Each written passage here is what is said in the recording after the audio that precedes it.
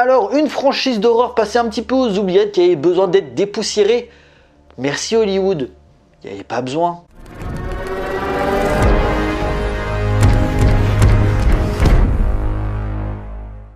Bonjour à tous, il va être question de Destination Finale Bloodline, co-réalisé par Zach Lipovski et Adam Stein.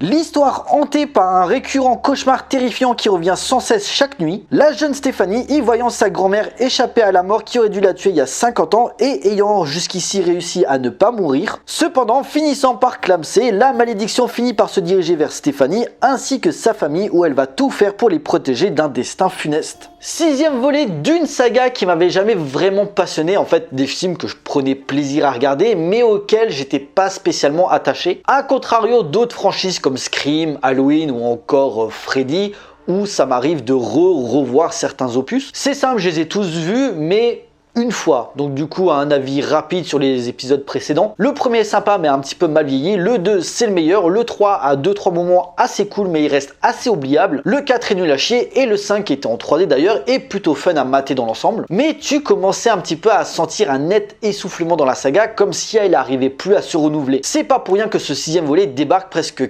15 ans après le 5e, c'est vous dire à quel point on l'avait presque tous oublié. Même si par moment on avait évoqué l'idée de relancer Destination Finale. Tony Todd avait d'ailleurs parlé dans une interview de tourner 2 épisodes en simultané, voire carrément autre chose, un film qui mettait en avant les policiers, les pompiers qui découvraient les différentes morts et en fait on mettait en avant un petit peu leur ressenti. Une idée originale sur le papier, mais bon, originalité à Hollywood. Donc prévu à la base pour un épisode de X-Files avant que James Wong, qui était le scénariste de la série, en reprenne l'idée pour une série de films avec le succès que l'on connaît, mais justement un concept qui sentait le réchauffer et dont on n'attendait plus grand chose, surtout qu'en plus les gens derrière ce 6e opus avait de quoi un petit peu inquiéter. Zach Lipovski et Adam Stein à la réalisation à qui l'on doit Leprechaun Origins ou encore le live action Kim Possible, le scénariste Guy Busick à qui a notamment bossé sur les derniers Scream ou encore à la prod John Watts, le responsable derrière les Spider-Man avec Tom Holland. Non, clairement sur le papier ça vendait pas du rêve. Mais il ne faut pas rester sur des a priori, il faut voir le film pour se faire un avis. Et finalement c'est sympa, ça réinvente pas la roue clairement mais il s'impose franchement pour moi en tout cas comme l'un des meilleurs opus de la saga. Avec ce qu'il y a de qualité et de défauts, mais au niveau des défauts c'est plus pour un ressenti personnel, mais on va y venir. Mise en plus comme à son habitude sur l'efficacité pour déjouer les attentes des spectateurs tout en se lâchant sur les effets gore. Et ça commence fort dès la scène d'ouverture avec ce resto dans la tour où le film va suivre Iris et multiplier les différents points de vue, son fiancé, le garçon mal élevé, la chanteuse et enchaîner les fusils de Tchekhov où les différents objets montrés vont à un moment influer sur l'horreur à venir. Certains ont reproché le film d'abuser de plans numériques, mais d'un autre côté, je trouve qu'il va tellement loin dans l'aspect spectaculaire que tu es obligé de les faire comme ça. Et perso, les mises à mort sont tellement fun avec ce côté cartoonesque que tu t'en fous un petit peu. Et puis merde, c'est Destination Finale les gars. Une autre idée sympa mais il faut avoir vu les bandes annonces, c'est que on t'a montré de fausses morts, notamment le gros moment dans le salon de tatouage ou quand un personnage est sur une route et qu'un véhicule débarque, voire l'entrée de l'hôpital avec les portes qui tournent où tu dis il va se passer un truc, il va se passer un truc et en fait non, ça augmente un petit peu le suspense. On replonge avec succès ce qui a fait le 7 de la saga sous un nouvel angle mais avec quelques petits clins d'œil qui raviront les fans. La plus notable reste bien sûr la présence du personnage William Bloodforth présent dans tous les opus de la saga et où on comprend un petit peu son histoire. On comprend ici pourquoi il comprend aussi bien les règles de la mort. Une scène touchante et mise en scène avec soin puisqu'elle signe la dernière apparition à l'écran du regretté Tony Todd, connu également pour avoir joué une autre figure de l'horreur, à savoir Candyman. Un bon moment et un bel hommage sortant par la grande porte pour ce grand acteur qui nous a quittés en novembre dernier, commentant presque dans un discours poignant sa propre fin. Tu sens que le duo de réalisateurs aime la saga et s'amuse des codes narratifs et visuel, non sans un humour noir assez réjouissant. La scène dans l'hôpital citant intrinsèquement dans son montage les scènes les plus marquantes, l'explosion de la chambre d'hôpital à cause d'une combustion d'oxygène dans le 2, la scène d'UV dans le 3, voire la géniale scène d'entraînement de gymnastique dans le 5. Ici on a droit à un barbecue où s'enchaînent plein d'objets potentiellement dangereux, voire dans la salle d'IRM évitant la redite et enchaînant les plans bien saignants. N'est-ce pas pour ça que nous allons voir un Destination Finale ? Je crois que si. Maintenant, comme tous les autres opus de la franchise, sa plus grande faiblesse et aussi sa plus grande force dans une certaine mesure, ce sont les mises à mort. Pourquoi? Parce que j'en ai strictement rien à foutre des personnages. Déjà, c'est le plus long épisode de la saga.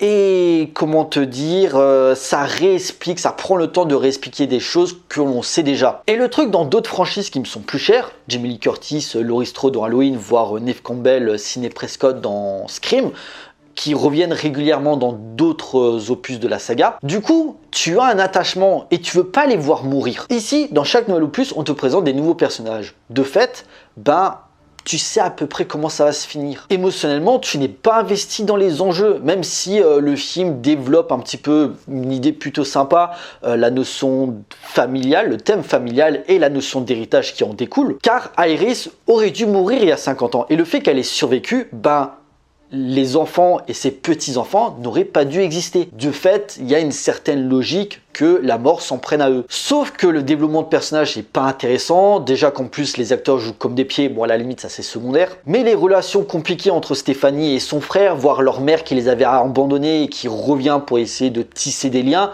t'as envie de passer quoi. Les personnages, c'est de la chair à canon, les destinations finales, c'est du délire gonzo. Du coup, t'es en mode, tchuss, crevez tous quoi. Dédicace à mes amis les oubliés. Et aussi, la fin est un petit peu décevante. On s'est enchaîné des moments banger et le climax nous laisse clairement sur notre faim. Donc on soit un épisode comme les autres qui renouvelle quelques idées plutôt sympas, mais qui n'en fait finalement pas grand chose. Malgré tout, la recette marche toujours aussi bien, mais est-ce que ça laisse la possibilité de continuer avec d'autres suites et de continuer à nous faire marrer dans une certaine mesure, à voir si ça maintiendra l'intérêt. Sachant que, comme dit, la recette commence à être usée et que d'autres œuvres se sont aussi essayées à ce concept justement, comme notamment The Monkey, sorti il y a quelques mois. Décrit comme une sorte de nouveau départ, je suis pas sûr que ça soit une bonne idée de prolonger l'univers, autant conclure sur une bonne note, avec en plus l'hommage à Tony Todd en point d'orgue. Mais bon, tant qu'il y a de l'argent à se faire et que le public répondra présent,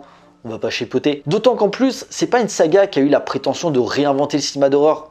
Allez, faisons plaisir aux fans. En conclusion, Destination Finale Bloodline propose une fois de plus des mises à mort inventives et amusantes à l'écran. Si l'histoire reste débile à souhait et que le casting est pas au niveau, ce 6e opus réussit à offrir un beau moment d'horreur et de franche rigolade par instant. Un beau festival de barbac avec une belle bande de jeunes insupportables juste là pour se faire massacrer de la façon la plus crade qui soit, à notre plus grande joie, le tout avec un adieu émouvant au regretté Tony Todd. Une série B délicieusement stupide se présentant au niveau comme l'un des meilleurs épisodes de la saga. Voilà, cette vidéo est à présent terminée, j'espère qu'elle vous a plu, on like, on partage comme d'habitude. N'hésitez pas à me laisser des commentaires pour me dire ce que vous avez pensé du film, j'ai hâte d'avoir vos avis. Pensez à me suivre sur les différents réseaux sociaux pour suivre l'actualité de la chaîne et surtout, abonnez-vous pour la soutenir. Pour nous, on se retrouve pour une prochaine vidéo, d'ici là, portez-vous bien, allez voir des films, ciao.